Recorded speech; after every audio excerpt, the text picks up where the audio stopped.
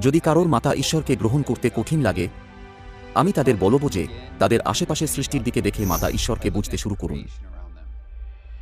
এই পৃথিবীতে যা কিছু সৃষ্টি হয়েছে সবই ঈশ্বরের ইচ্ছায় সৃষ্টি হয়েছে। আর সৃষ্টি নিজেই হলো একজন শিক্ষক। এটা একজন শিক্ষক যা আমাদের জানানোর জন্য যে ঈশ্বরকে। আর সৃষ্টির মধ্যে একটা জিনিস যা ঈশ্বর আমাদের দেখিয়েছেন তা হলো তাদের সন্তানদের জীবন দেওয়ার জন্য ঈশ্বর মাতাদের সৃষ্টি করেছেন। জীবন একজন মাতার কাছ থেকে আসে, যা হলো ঈশ্বরের অপরিবর্তনীয় প্রকৃতির ব্যবস্থা যা তিনি নিজেই নকশা করেছেন।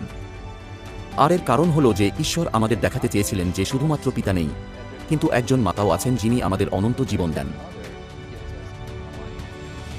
তাই এটা নিশ্চিত প্রমাণ যে ঈশ্বর যিনি এই নীতি সৃষ্টি করেছেন তাঁর স্ত্রী স্বরূপও আছে এবং তিনি হলেন আমাদের স্বর্গীয় মাতা। আমরা সবসময় এই বিশ্বাসে বড় হয়েছি যে একমাত্র ঈশ্বর, পিতা ঈশ্বর আছেন।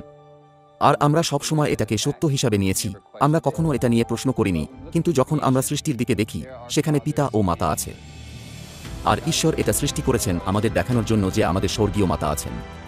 আমার মনে হয় আমাদের এটাও মনে রাখা দরকার যে মনুষ্য হিসাবে আমরা সবকিছু জানি না, আর সেই জন্যই ঈশ্বর আমাদের বাইবেল দিয়েছেন। ঈশ্বর আমাদের জানিয়েছেন যে ঈশ্বরের বাক্য হলো কোনটা সত্য এবং কোনটা নয় সেটা জানার একটা মানদণ্ড। আর যেহেতু মাতা ঈশ্বরের বিষয়ে বাইবেলে সাক্ষ্য দেওয়া হয়েছে, আমাদের এটাকে সত্য বলে বিবেচনা করা উচিত। আর আমি মনে করি যদি আমরা ঈশ্বরের বাক্যকে সবথেকে গুরুত্বপূর্ণ জিনিস হিসাবে বিবেচনা করি, তাহলে আমরা সহজেই বিশ্বাস করতে এবং বুঝতে পারব যে স্বর্গীয় মাতার অস্তিত্ব আছে এবং আমাদের অনন্ত জীবন দেওয়ার জন্য তিনি আছেন।